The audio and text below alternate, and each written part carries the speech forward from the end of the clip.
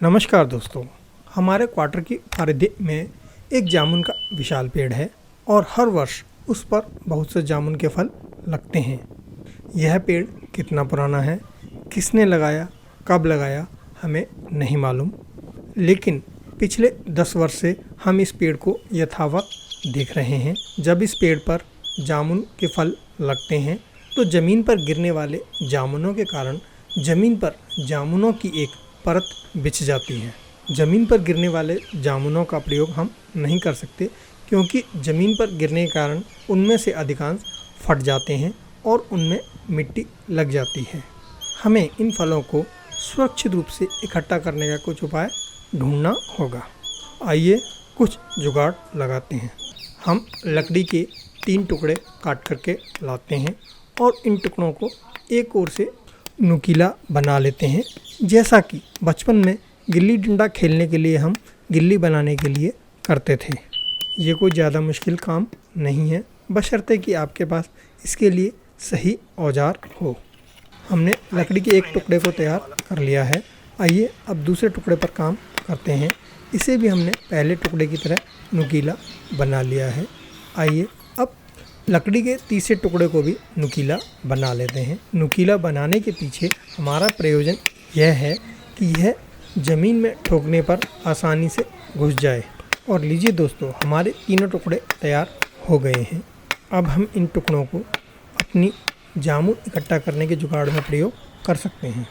हम 6 फीट गुणा 6 फीट के बेड की एक बेडशीट को लेकर इसके एक कोने पर रस्सी, धागा, फीता या नाड़ा बांध देते हैं और बेडशीट के इस कोने को हम क्वार्टर की फेंसिंग के साथ बांध देते हैं। आप उन्हीं बेडशीट का प्रयोग करें जिन्हें कि आप सामान्य रूप से उपयोग से हटा चुके हैं, क्योंकि सामान्यतः जामुन के कारण कपड़े में लगने वाले दाग निकलते नहीं हैं। इसके अलावा जामुन चूँकि एसिडिक होता है, उसके कारण भी बेडशीट के ख़राब होने का खतरा बना रहता है। बेडशीट के दूसरे कोने को भी हम एक धागे, रस्सी या फिर फीते की मदद से फेंसिंग के साथ बांध देते हैं। आइए अब बेडशीट के तीसरे छोर को भी क्वार्टर की फेंसिंग के साथ बांध देते हैं। बेडशीट के चौथे कोने को बांधने के लिए हमें एक सहारा चाहिए। उसके लिए हम अपने तैयार किए हुए डंडे के नुकीले सिरे को ज़मीन में गाड़ देते हैं। यह सब करते वक्त इस बात का ध्यान रखें कि आपको चोट न लगे, क्योंकि चोट लगने पर जामुन खाना बहुत महंगा हो सकता है। डंडे के ज़मीन में मजबूती से गड़ जाने के बाद हम बेडशीट के चौथे कोने को भी इस डंडे के साथ बांध देते हैं। बेडशीट के तनाव को एडजस्ट करने के लिए हम इसकी रस्सियों को थोड़ा एडजस्ट करेंगे। हमें बेडशीट में इतना तनाव रखना है कि बेडशीट हवा में झूलती रहे और ज़मीन से न छुए। हवा में झूलने पर ही इसमें गिरने पर जामुन नहीं फटेंगे, क्योंकि बेडशीट एक शॉक एब्जॉर्बर का काम करेगी।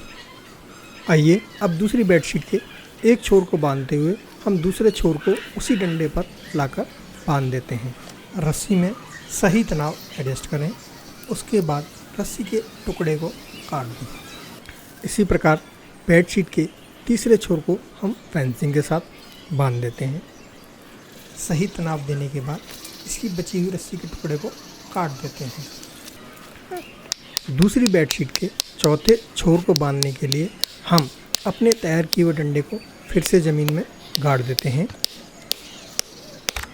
दोस्तों, अब दूसरी बेडशीट के चौथे कोने को हम इस अपने गाड़े हुए डंडे में बांध देते हैं। और लीजिए दोस्तों, 2 बेडशीट से मिलाकर हमारा जामुन को इकट्ठा करने का यह जुगाड़ तैयार हो गया है। इसी तरीके को अपनाकर बाद में हम इसमें एक बेडशीट और जोड़ देंगे। दोस्तों, जामुन इकट्ठा करने के लिए हमारी जुगाड़ बनकर तैयार हो गई है और इसमें तो कुछ जामुन भी गिर गए हैं। किसी बहुत बड़ी समस्या का कोई हल बहुत आसान भी हो सकता है। यह उसका बेहतरीन उदाहरण है। बेडशीट के अंदर गिरने वाले जामुन न तो फट रहे हैं और न ही उनमें मिट्टी लग रही है और हम उनका बेहिचक उपभोग कर सकते हैं। दोस्तों, उम्मीद करता हूँ कि यह जुगाड़ आपको पसंद आई होगी। यदि पसंद आई हो तो इस वीडियो को लाइक करें, शेयर करें और अभी तक यदि हमारे चैनल को सब्सक्राइब नहीं किया है तो इसे सब्सक्राइब करें। अगले वीडियो में फिर से मुलाकात होगी, तब तक के लिए नमस्कार, जय हिंद।